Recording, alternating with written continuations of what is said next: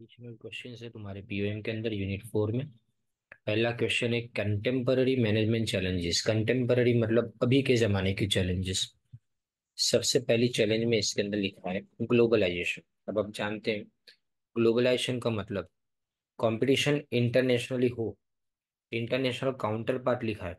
अब counter part का मतलब जो हमारे जैसे बिजनेस चलाने वाले दुनिया भर के लोग हैं उसके साथ में कंपटीशन, चाहे स्मॉल रिटेलर्स हो, बिग मैन्युफैक्चरर्स हो, वो सबको इंटरनेशनल प्रोडक्ट्स के साथ में कंपटीशन करना पड़ता है। इससे कॉम्प्लेक्सिटीज बढ़ी है, यानी ज्यादा प्रॉब्लम्स परेशानी आती है। इकोनॉमिक और पॉलिटिकल रिस्क और अनसर्टेनिटी बढ़ी है। पर अब यहाँ पे दो में से एक को सिलेक्ट करना है, क्या हमको ग्लोबलाइजेशन करना चाहिए या रीजनलिज्म के अंदर बिलीव करना चाहिए। अब यहाँ पे जो रीजनलिज्म लिखा है इसका मतलब होता है कि अपने सिर्फ अपनी कंट्री के अंदर बिजनेस करना, उसको रीजनलिज्म बोलेंगे।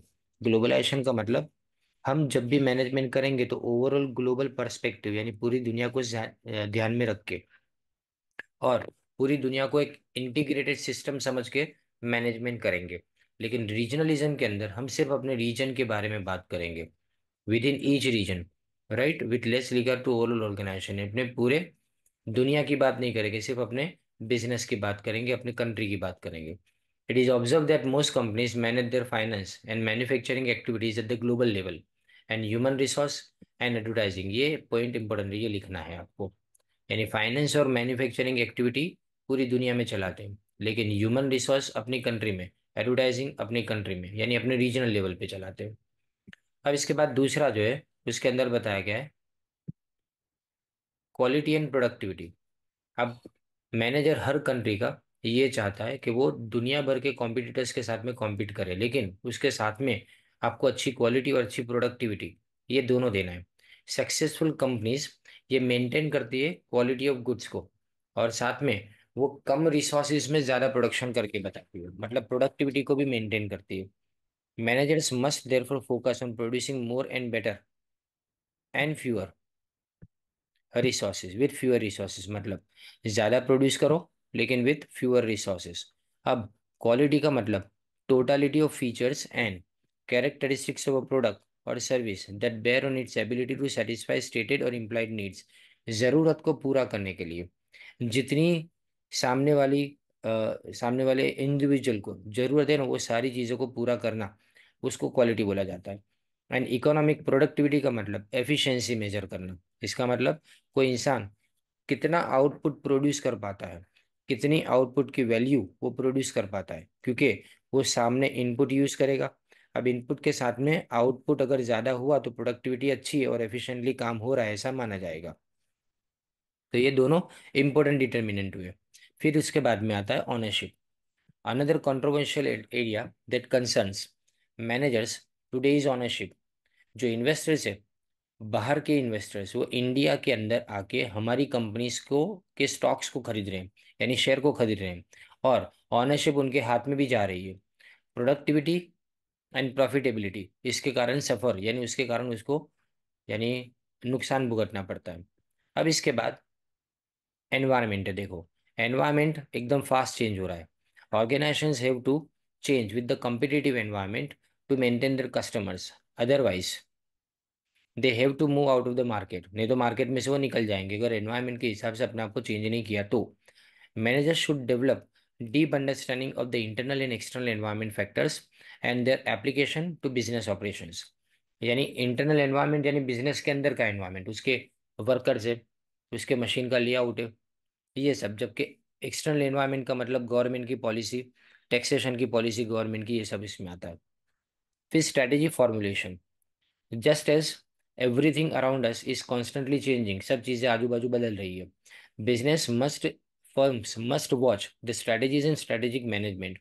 स्ट्रेटेजीज यानी जो प्लानिंग अपने करते हैं, जो ज्यादा डीप लेवल पे प्लानिंग होती है उसको अपने स्ट्रेटेजी बोलते हैं। स्ट्रेटेजी वॉर के अंदर होती है, अब स्ट्रेटेजी कंटिन्यू नहीं होती हमेशा के लिए।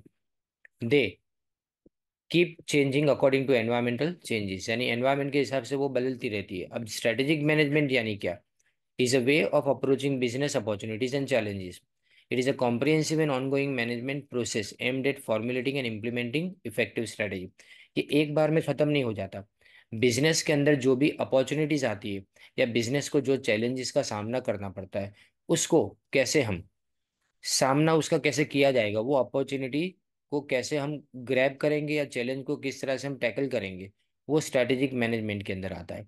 It keeps managers constantly involve and promotes healthy interaction between the organisation and its environment. तो ऑर्गेनाइजेशन और एनवायरमेंट के बीच में कैसा इंटरेक्शन होता है, अंदर अंदर एनवायरमेंट को कैसे हम शामिल करते हैं अपने बिजनेस के अंदर। Managers who frame effective strategies वो मार्केट में रहेंगे, लेकिन जो बराबर स्ट्रेटेजी नहीं बना पाएंगे उनको मार्केट छोड़ के जाना पड़ेगा। And the issue of strategy formulation therefore requires constant attention of contemporary managers, यानी आजकल के मैनेजर्स को सबसे ज्यादा ध्यान स्ट्रेटेजी फॉर्मुलेशन में रखना पड़ता है। फिर आता है एथिक्स एंड सोशल रिस्पॉन्सिबिलिटी। अब एथिक्स का मतलब होता है कि सही और गलत दोनों के बीच में फर्क करना। ट्रेडिशनली बिजनेस फर्म ये एथिक्स और सोशल रिस्पॉन्सिबिलिटी के बारे में नहीं सोचते थे, लेकिन आज के ज़माने में फर्म्स जो अगर एथिकल स्टैंडर्ड्स को अधेर यानी उसको स्टिक नहीं करेगी, उसके साथ में नहीं रहेगी और सोशल रिस्पॉन्सिबिलिटी के बारे में नहीं सोचेगी, तो वैसे बिजनेस को सोसाइटी खुद ही एक्सेप्ट नहीं करती। इसीलिए ये हमारे लिए चैलेंज हो जाता है कि रिलेशनशिप सोशल एनवायरनमेंट के साथ कैसे हम बना के रखें। ऑर्गेनाइजेशन जो सोशल एक्सपेक्टेशन को वायोलेट वायोलेट करना मतलब तोड़ता है, वो सोसाइटी की एक्सपेक्टेशन को, सोसाइटी हमसे जो उम्मीद रखती है उसको तोड़ता है अगर कोई बिजनेस, तो वो क्या करेगा, सबसे पहली बात तो उसको लीगल इंटरफियरेंस का सामना करना पड़ेगा, यानी कानून से लड़ाई लड़नी पड़ेगी उसको। दूसरा, लॉस ऑफ गुडविल, उसकी रेपुटेशन मार्केट में चली जाएगी और कई बार बिजनेस के अंदर लॉस भी हो सकता है। फिर वर्कफोर्स डाइवर्सिटी। डाइवर्सिटी यानी डिफरेंस होना। Diversity in the workforce of organisation exist when its member differ from each other along dimension like race, यानी अलग जाति के लोग आते हैं, अलग कलर के लोग आते हैं, कास्ट यानी अलग रिलीजन के लोग आते हैं, अलग अलग क्रीड के, नेशनैलिटी और जेंडर के लोग, जेंडर यानी मेल फीमेल दोनों। अब यहाँ पे क्रीड का मतलब भी जात होता है। Traditionally, organizations were managed by workforce with no or very little diversity. सब लोग मैन होते थे या सब वाइट लोग होते थे या सब इंडियन होते थे, ऐसे ही होता था। लेकिन अब सब लोग साथ में मिलकर काम करते हैं, इसलिए हमको सारे के सारी चीज़ों को ध्यान में रखना पड़ता है। हम लोगों को अलग अलग कल्चर से लाते हैं, अलग अलग सोसाइटी से लाते हैं, किसी की इनकम ज़्यादा, किसी की इनकम कम, किसी का एथिकल बैकग्राउंड अच्छा, किसी का बुरा, तो इन सबको ऑर्गेनाइजेशन के अंदर हमको लाना पड़ता है। फिर आता है change. Traditionally change was periodically introduce in business operations, but today change is a continuous process. पहले चेंज क्या कभी कभी जरूरत पड़े तब लाया जा रहा था, लेकिन आज चेंज कंटिन्यूअस हो गया है। If a firm wants to compete in a complex dynamic and diverse environment, competition करनी है उसको आज के ज़माने के कॉम्पिटिटर्स के साथ में, तो उसको क्या करना पड़ेगा, उसको चेंजेस लाने पड़ेंगे अपने एवरीडे लाइफ के अंदर। वो उनको कन्फ्रंट करना पड़ेगा, उनका सामना करना पड़ेगा। कन्फ्रंट करना मतलब सामना करना। फर्म्स जो अपने ऑपरेशंस को चेंज नहीं करती अपने माहौल के हिसाब से, इंटरनल और एक्सटर्नल दोनों तरह के, तो उनको अपने ऑपरेशंस यानी अपने बिजनेस को बंद कर देना पड़ेगा। Change is something, therefore, that managers have to continuously respond to and look to future with hope and optimism। यानी जब भी चेंज आता है तो उस वक्त हम सामने जो भी हमारा फ्यूचर आने वाला है उसको हम एक होप यानी एक आशा के साथ में देखेंगे, और ऑप्टिमिज्म यानी हकारात्मक यानी पॉजिटिव फीलिंग के साथ में उसको देखेंगे। फिर आता है एम्पावरमेंट। दो management is the art of getting things done through others, दूसरों के पास से काम निकालने की ये कला बोली जाती है। द अदर्स और subordinates will do not do things if they have to merely carry out the orders and instruction of manager. सिर्फ ऑर्डर कोई फॉलो नहीं करेगा। वर्कर्स आज कैसे हैं कि इनको ज्यादा इंफॉर्मेशन की जरूरत पड़ती है, वो ज्यादा इंफॉर्मेशन मांगते हैं मैनेजमेंट के पास से, उनको अपनी जॉब को कंटिन्यू करने के लिए और परफॉर्म करने के लिए ज्यादा इंफॉर्मेशन की जरूरत पड़ेगी। इसलिए हम पार्टिसिपेटिव डिसीजन मेकिंग यानी डिसीजन मेकिंग के टाइम पे उनको भी इन्वॉल्व करना हमारे साथ में, और ग्रुप बनाना और टीम बनाना, इससे हमारे इंडिविजुअल ग्रुप और ऑर्गेनाइजेशन के गोल्स जो है वो पूरे होंगे। इंडिविजुअल गोल्स यानी उसको सेटिस्फेक्शन मिलेगा कि मुझसे पूछा गया। ग्रुप गोल्स मतलब टीम से साथ काम करने में मजा आएगा। ऑर्गेनाइजेशन गोल्स यानी अगर सब ग्रुप बराबर से काम करेंगे तो ऑर्गेनाइजेशन परफॉर्म अच्छा करेगा। The basic requirement, therefore, is to communicate with the external environment and their workforce. Communication इसमें सबसे बड़ा टास्क है मैनेजर्स का आज के ज़माने में। फिर information technology. Information technology refers to the resources used by an organisation to manage information that it needs to carry out its mission. Information technology यानी जो भी हमको काम करना है, ऑर्गेनाइजेशन को जो भी काम करना है, उसके लिए जो भी रिसोर्सेज बाहर से आते हैं वो सब यूज किया जाता है, खास करके information. Information is an important part of communication and managers have to careful have to be careful in selecting the amount and type of information। कितनी और कैसी इंफॉर्मेशन आएगी उसके बारे में ध्यान रखना है, क्योंकि बिजनेस ऑपरेशंस करने से पहले हमको इंफॉर्मेशन कलेक्ट करनी पड़ती है। लेकिन हम अगर इंफॉर्मेशन को कलेक्ट नहीं करेंगे तो हमारे बिजनेस के ऊपर से हमारा कंट्रोल टूट जाएगा, छूट जाएगा। Managers have to carefully collect the right information, use it effectively and ensure that right information is leaving the organisation to enter the environment. यानी मतलब हम सही इंफॉर्मेशन को ऑर्गेनाइजेशन को के अंदर भी अंदर भी इन्वॉल्व करते हैं, और सही इंफॉर्मेशन ऑर्गेनाइजेशन के बाहर भी जाती है जब किसी को इंफॉर्मेशन की जरूरत पड़े तब। तो फर्स्ट क्वेश्चन था। अब सेकंड क्वेश्चन में 3 पॉइंट है। इसमें explain the challenges of international management. अब लिबरलाइज, आज की दुनिया लिबरलाइज यानी पूरी दुनिया जैसे कि एक विलेज जैसी हो गई है, और ग्लोबल वर्ल्ड की अपने बात करते हैं ना। पहले economic environment. In the market economy of today consumers are free to buy what they want. जो चाहिए वो खरीद सकते हैं, एंड प्रोड्यूसर जो प्रोड्यूस करना चाहते हैं वो प्रोड्यूस कर सकते हैं। Keeping in view the economic system of a country, यानी हमारी कंट्री में कौन सी सिस्टम चलती है, जैसे कि इंडिया के अंदर मिक्स्ड इकोनॉमिक सिस्टम है। तो डिमांड और preferences of consumers and system of ownership, यानी पब्लिक के पास सारे, पब्लिक यानी गवर्नमेंट के पास सारे बिजनेसेस है, या प्राइवेट ओनरशिप के पास सारे बिजनेसेस है, ये ध्यान में रखा जाता है। मैनेजर्स को डिसाइड करना है कि उनको बिजनेस ऑपरेशंस कौन सी कंट्री के अंदर करना है। नेचुरल रिसोर्सेज जैसे ऑयल, आयरन, कोल, नेचुरल गैस, यूरेनियम किसी कंट्री के अंदर बाहर से लोगों को अट्रैक्ट कर सकते हैं, यानी दूसरे फॉरेन एंटरप्राइजेज इंडिया के अंदर आके डोमेस्टिक और इंटरनेशनल मार्केट को कैप्चर करने की ट्राई कर सकते हैं। इंफ्रास्ट्रक्चर फैसिलिटी जैसे कि road, school, hospital, transport, communication system, ये सब किसी भी कंट्री के डेवलपमेंट के लिए काफ़ी अफेक्ट करते हैं।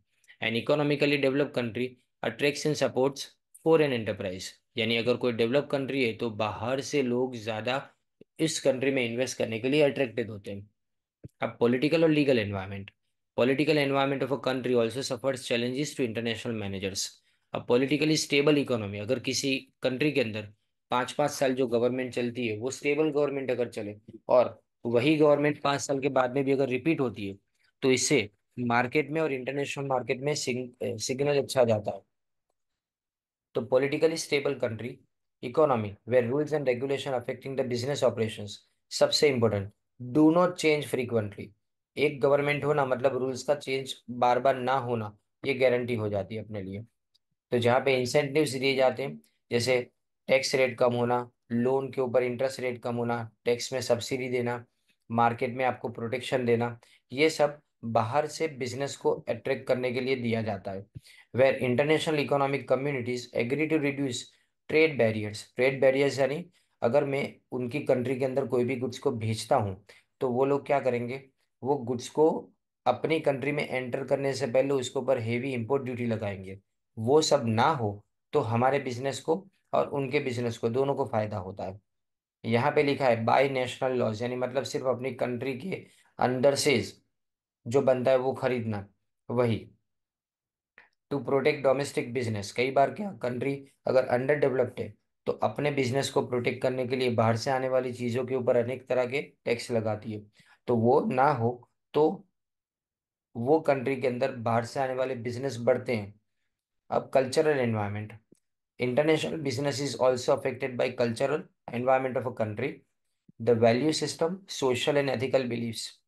देखो वैल्यू सिस्टम यानी किसको सही गलत मानते हैं वो, सोसाइटी की, और एथिकल सही गलत की belief, understanding and interpretation of symbols and language of different cultures have direct impact on business practices. जैसे सिंबल के अंदर पूजा करना, नमाज पढ़ना, ये सब तुम्हारे सिंबॉलिकल अपने रिलीजन को बताने के लिए कल्चर के अंदर आता है। The international manager must therefore get accustomed. Accustom मतलब यूज टू हो जाना, उसको अपने आप को उसके लिए ढालना पड़ेगा, to the cultural environment of economy before establishing his business there. यानी कोई भी इंडिया में अगर आएगा तो इंडिया के कल्चर को समझ के ही आएगा। फिर ये देखो, management challenges in the international और ग्लोबल इकोनॉमी। ये क्वेश्चन मुझे इंपॉर्टेंट लगता है। As internal and external domestic and international environment is changing radically. Radically यानी पूरी तरह से चेंज होना, उसको रेडिकली बोलते हो। The management managerial functions are also undergoing a change. The challenges faced by managers in carrying out these functions are discussed below। पहले planning. तो प्लानिंग कॉम्प्लेक्स बनता जाता है बिजनेस एनवायरनमेंट के बदलने से। डोमेस्टिक लेवल के अंदर अगर मैं सिर्फ अपने बिजनेस की बात करूं, अपनी कंट्री की बात करूं, तो इसमें लोकल मार्केट कंडीशन है, technological factor same, growth rate, products का, मार्केट का स्ट्रेंथ वीकनेस सब समझ में आ जाता है। लेकिन मैं जब इंटरनेशनल लेवल पे जाता हूँ तो इसमें इकोनॉमिक, पॉलिटिकल, लीगल स्टेबिलिटी ये सब ध्यान में रखना पड़ता है। तो उसके लिए जब प्लानिंग किया जाता है तो पहले फोरकास्टिंग करेंगे एनवायरमेंट से मिलने वाली अपॉर्चुनिटीज को, तो ही हम सक्सेसफुल इस बिजनेस के अंदर हो पाएंगे। नहीं तो हमारा इस बिजनेस के अंदर सक्सेसफुल होना काफी मुश्किल हो जाएगा। तो प्लानिंग करने के टाइम पे ध्यान इस बात का दिया जाता है। फिर आता है organising. Managers have to reoriented their organizing ability। Reorient का मतलब अलग तरीके से सोचना शुरू करना पड़ेगा to face the competitive challenges in domestic and international market. जैसे लाइन ऑर्गेनाइजेशन सूटेबल नहीं है किसी भी प्रोजेक्ट को।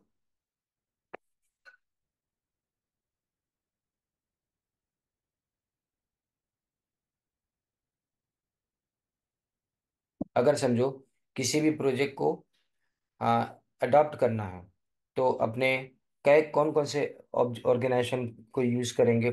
जैसे कि लाइन ऑर्गेनाइजेशन, उसमें तो अथॉरिटी एक जन के पास होती है, राइट। लेकिन बाकी प्रोजेक्ट ऑर्गेनाइजेशन, मैट्रिक्स है तो नेटवर्क ऑर्गेनाइजेशन, ये स्ट्रक्चर इंटरनेशनल मार्केट में ज्यादा पॉपुलर है। Managers should be competent to manage organization structures and designs, manage people and change, both at the national and international level। Managers competent मतलब इतनी लायकात उनकी होनी चाहिए कि वो ऑर्गेनाइजेशन के स्ट्रक्चर और डिजाइन को समझ पाए। इसलिए यहाँ पे ऑर्गेनाइजिंग में ये चैलेंजिंग है। फिर स्टाफिंग। तो हमारे पास वर्कर कैसे होने चाहिए, नॉलेजेबल और कंपिटेंट, यानी लायकात वाले और नॉलेज वाले। तो मैनेजर्स को स्किलफुल बनाना है, अपने अपॉइंटमेंट करने के टाइम पे राइट पर्सन को उसको सिलेक्ट करना है राइट जॉब के लिए। और जो भी ट्रेनिंग और डेवलपमेंट के लिए जो भी खर्चा किया जाता है वो वर्थ होना चाहिए, ऐसा नहीं कि बर्बाद हो जाए पैसा। फिर directing. As management is moving towards excellence and managers deal with people from different social and cultural background. Management excellence की तरफ यानी सबसे बेस्ट मैनेजमेंट करने की तरफ डाइवर्ट हो रहा है। तो हमको यहाँ पे क्या ध्यान में रखना है, they must understand how cultural factors affect individuals, how motivational forces and communication। बात समझो, जब भी डायरेक्टिंग की बात आती है तीन चीजें आती है। डायरेक्टिंग में सबसे पहले मोटिवेशन आता है, उसके बाद में कम्युनिकेशन आता है, उसके बाद में लीडरशिप आती है। तीन चीजें डायरेक्टिंग का हिस्सा है। ये तीनों चीजें इंटरनेशनली हमको समझनी पड़ेगी। और सबके कल्चर अलग है, सब लोगों के साथ में बातचीत करने का तरीका अलग है, तो कम्युनिकेट करने के टाइम पे ये बात ध्यान में रखनी पड़ती है। Even while interacting with people of the same culture, managers democratic style of leadership अपनाएगा। जैसे मैंने बताया, लीडरशिप कौन सी स्टाइल में, डेमोक्रेटिक, मतलब सबसे पूछ के काम करना है। Non financial motivators and two way communication to get better responses from the subordinates. यानी प्रॉपर रिस्पॉन्स हमको कहाँ से मिलना चाहिए, सबॉर्डिनेट की तरफ से। Controlling the basic issue with respect to control are operations management, productivity, quality। देखो कंट्रोल किसको करना है, पहले तो बिजनेस के सारे ऑपरेशंस को, प्रोडक्टिविटी को मतलब प्रोडक्शन जितना हो रहा है उसको, फिर क्वालिटी उसको कंट्रोल करना है, टेक्नोलॉजी जो है उसको और इंफॉर्मेशन की सिस्टम को सही इंफॉर्मेशन मिलने के लिए। Managers have to take care of factors like distance, time zones, and cultural differences while controlling the business operations। Controlling computer और मैनेजमेंट इंफॉर्मेशन सिस्टम से आसानी से हो जाता है। इससे अपने कांटेक्ट में भी रहते हैं और अच्छा सुपरविजन भी अपने कर सकते हैं। तो ये तुम्हारा third question. Now the fourth one is define focus of attention for future managers. ये भी इंपॉर्टेंट क्वेश्चन है। पहले देखो, तो developing continuously management's attention shall continue to be focused on, पहले तो system theory. Business organisations are open systems which continuously interact with environment. हजारों लोगों के साथ में मिलना है, हजारों चीजों को सामने रखना है, जैसे टेक्नोलॉजी है, सोसाइटी है, पॉलिटिक्स है, लीगल एनवायरमेंट है, डेमोग्राफिक, डेमोग्राफिक यानी पॉपुलेशन रिलेटेड, इकोनॉमिक और इंटरनेशनल, ये सारे फैक्टर्स के ऊपर वॉच रखनी पड़ती है और सबको मिला के साथ में चलना है। और साथ में ये भी देखना है कि उनकी, हमारी ऑर्गेनाइजेशन की पॉलिसी के ऊपर क्या इम्पेक्ट होती है। यह सिस्टम थियरी के अंदर आ। फिर डेवलपमेंट ऑफ ऑर्गेनाइजेशन स्ट्रक्चर। अब स्ट्रक्चर बनाना है। स्ट्रक्चर एक तो ट्रेडिशनल हो सकता है यानी पुराने जमाने का, फिर ब्यूरोक्रेटिक जिसमें लाइन ऑर्गेनाइजेशन वाला, टास्क ओरिएंटेड यानी फंक्शनल ऑर्गेनाइजेशन वाला, मॉडर्न यानी मैट्रिक्स, पीपल ओरिएंटेड स्ट्रक्चर यानी जिसको अपने इनफॉर्मल ऑर्गेनाइजेशन बोलते हैं। while designing the organisational structure, manager should take care of the over changing environment. Ever changing यानी बार बार चेंज होता है एनवायरमेंट ध्यान में रखेंगे। दूसरी बार उसकी साइज एंड कॉम्प्लेक्सिटी यानी बिजनेस की साइज और कॉम्प्लेक्सिटी ध्यान में रखेंगे। एम्प्लॉयज की जरूरत को ध्यान में रखा जाएगा। Increasing professionalism of management. Management के अंदर हम इमोशन से बात नहीं करेंगे, प्रोफेशनलिज्म से बात करेंगे। और multiple goals rather than single गोल, एक गोल को अचीव नहीं करना है, एक से ज्यादा गोल्स को अचीव करने के लिए ऑर्गेनाइजेशन को बनाना है। फिर उसके बाद में increase emphasis on human behaviour. ध्यान किस पे देना है? ह्यूमन बिहेवियर, ह्यूमन नीड्स के ऊपर ध्यान देना है। Management attention is shifting more towards areas such as job analysis. देखो, job analysis, job description, job specification, job enlargement, ये अलग अलग। जॉब एनालिसिस मतलब काम करने के लिए किस तरह के लोगों की जरूरत है, वो जॉब एनालिसिस में। फिर ट्रांजेक्शन एनालिसिस, कैसे काम किया जा सकता है। मैनेजमेंट बाय ऑब्जेक्टिव, MBO, जो अपने फर्स्ट यूनिट के अंदर देखा है। एंड मैनेजमेंट बाय एक्सेप्शन यानी कुछ अलग तरीके से मैनेज करना अपने बिजनेस के लिए खाली। Coordination, cooperation and harmony in organisational relationship is the need of present and future. यानी हम सब साथ में मिलके काम करें, एक दूसरे से झगड़ा किए बिना, वो ह्यूमन बिहेवियर को समझ के काम करना आज के जमाने की जरूरत है। फिर increase attention on management of change. Change आगे भी बताया मैंने, कंटिन्यूअस प्रोसेस है, वो एक बार नहीं होता, बार बार होता रहता है। ऑर्गेनाइजेशन को जो भी फ्यूचर में चैलेंजेस आते हैं उन सबको साथ में लेके चलना है। तो उनको करंट मैनेजरियल प्रैक्टिस को भी साथ में रखना और चेंज को भी। एज ए रिजल्ट, जब एनवायरनमेंट चेंज होता है तो मैनेजर्स को नई मैनेजमेंट की थिंकिंग डेवलप करनी पड़ती है। नए आइडियाज उनके पास होने चाहिए, नई टेक्निक्स होनी चाहिए जिससे वो मैनेजरियल प्रॉब्लम्स को सॉल्व कर पाए। They have to develop new relationship amongst various elements, ये एलिमेंट्स लिखा है, ऑफ द ऑर्गेनाइजेशनल स्ट्रक्चर। तो अलग अलग जो भी ऑर्गेनाइजेशन के स्ट्रक्चर्स है उन सबको ध्यान में रख के नई रिलेशनशिप डेवलप करनी पड़ती है जब भी चेंज आता है तब। अब ये वाला क्वेश्चन और issues involve in future environment, ये दो क्वेश्चन अब बाकी है। देखो पहले, define changes in the management Arena. Arena यानी field. The field of management has always been responsive to environmental changes. The modern society is experiencing more changes than experienced in the past, and modern managers should keep pace with these changes. तो आज जमाना पूरी तरह से बदल रहा है। तो in the light of recent developments in the economy, management should not only be responsive to changes, it should also promote changes and create progress. तो इसमें क्या किया जाना चाहिए लीडर्स की तरह से? तो मतलब मैनेजर्स को have to be change leaders rather than change followers. खुद को चेंज करना है दूसरों को चेंज करने से पहले। ये तुम्हारे लिए चेंज इनएस्केपेबल, इसके बिना चल नहीं सकता। तो पहली बात, उसमें जो चेंज करना है वो change in knowledge, information and technique. Last few decades have observed management as a synthesis of economics, psychology, sociology, and behavioral sciences, communication, motivation, leadership, organizing, staffing, controlling.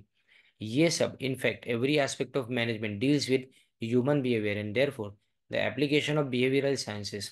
Human behavior is the in the past could be fairly predicted, but future managers cannot expect this trend to continue. Human behaviour is constantly changing. अब यहाँ से आप लिखना शुरू करना, आपको यहाँ से लिखना है इतना। और ये पहली लाइन, कुछ डेकेड्स के अंदर यानी कुछ दशकों के अंदर पूरा इकोनॉमिक्स, साइकोलॉजी, सोशियोलॉजी, बिहेवियर सब चेंज हो गया। अब इसके साथ में मैनेजर्स को, सबॉर्डिनेट्स को, वर्कर्स को, सप्लायर और क्रिएटर्स सबको चेंज होना पड़ेगा। तो the force of group identification, belongingness and attraction is also changing. यानी मैं किसी ग्रुप में रहता हूँ तो मैं अपने आप की पहचान बनाऊंगा उसके अंदर। दूसरा, उसके साथ में अपने फैमिली जैसी फीलिंग यानी बिलोंगिंगनेस आएगा। अट्रैक्शन, उस ग्रुप के साथ में रहने के लिए मैं अट्रैक्टेड होता हूँ। तो ये सब मैनेजमेंट के अंदर डेवलप हुआ है। They have to develop models for predicting and controlling human behaviour. फिर यानी आपको ह्यूमन बिहेवियर को पहले तो क्या बनाना है, उसके लिए मॉडल्स बनाने पड़ेंगे, उसको प्रिडिक्ट करना पड़ेगा। प्रिडिक्ट यानी समझना पड़ेगा उसको, पहले से जज करना पड़ेगा, और बाद में उसको कंट्रोल करना पड़ेगा, मतलब अपने मुताबिक उसको ढालना पड़ेगा। फिर changes in scope of management. Traditionally management को अपने खाली टेक्निकल प्रॉब्लम्स को सॉल्व करने के लिए यूज करते थे। फोकस किसके ऊपर था, खास करके इंडस्ट्रियल सेक्टर के ऊपर। ग्रेजुअली शिफ्ट इसके अंदर आया। इंडस्ट्रियल सेक्टर में अब सिर्फ मैनेजमेंट की जरूरत नहीं है, लेकिन आज हर फील्ड के अंदर, चाहे एजुकेशन हो, मेडिकल हो, इंजीनियरिंग हो, एम्प्लॉयमेंट एजेंसी, चैरिटेबल, रिलीजियस, सबके अंदर अब मैनेजमेंट की जरूरत है। तो अब टेक्निकल नहीं है, साथ में जो नॉन टेक्निकल ऑर्गेनाइजेशंस प्रॉब्लम है ना, वो भी इसके अंदर आते हैं। The changes in the issues and problems facing managers. with the advent of technology and training programs organized by organizations, managers deal with increasingly educated workflows. Education has increased the mobility of workers and managers.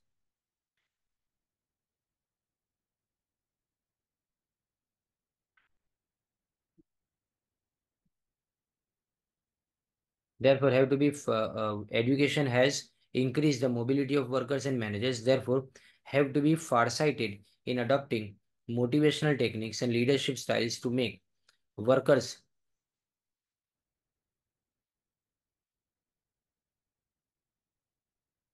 ये कुछ अजीब word है, loyal to the organisation, LOYAL, ये loyal to the organisation यानी इसको वफादार बना के रखते हैं बिजनेस के अंदर।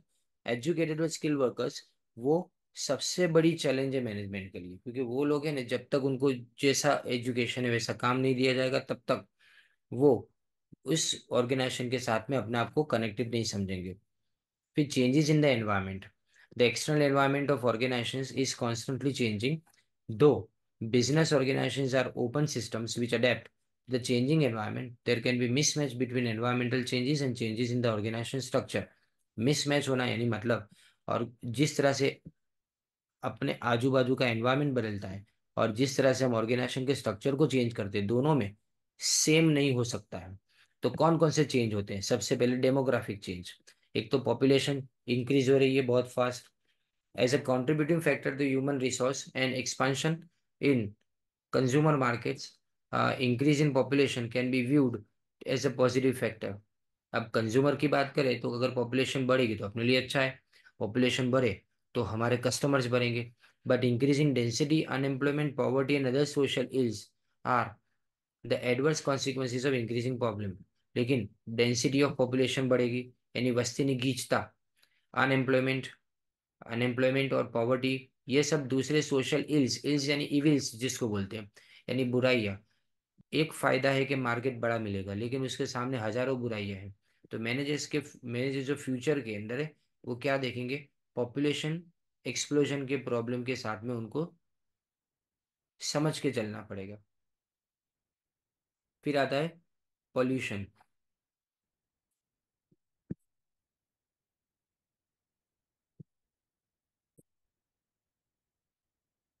फिर आता है पोल्यूशन।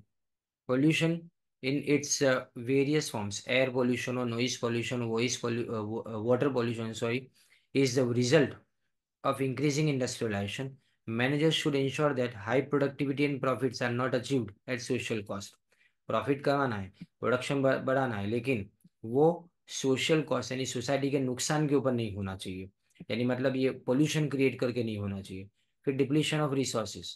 अब डिप्लीशन यानी खत्म होना रिसोर्सेज का। इरिप्लेश रिप्लेनिशेबल यानी जो रिसोर्स वापस नहीं आ सकते, are depleting at a fast speed. It has become a matter of concern for ecologists, managers, professionals, and academicians are also showing interest in the environment and are trying to find alternatives to depletion of irreplaceable resources. तो जितने resources है जिसको replace नहीं किया जा सकता, उन सब के बारे में ध्यान देके अभी सोचा और समझा जा रहा है। उसके पीछे का कारण ये है कि अब उनके बिना उनके सोचे बिना, उसके बारे में सोचे बिना आगे नहीं बढ़ा जा सकता। अब issues involve in the future environment. तो पहले तो मैनेजर्स टेक केयर, कौन कौन से, तो issue increase in employ participation. ये आपको पॉइंट वाइज याद करना आसान रहेगा, ये बिल्कुल सिंपल क्वेश्चन है। Employees are increasingly participating in the decision making process. Workers demand करेंगे ज्यादा फ्रीडम, उनको चाहिए कि डिसीजन मेकिंग में उनका इन्वॉल्वमेंट हो in the times to come.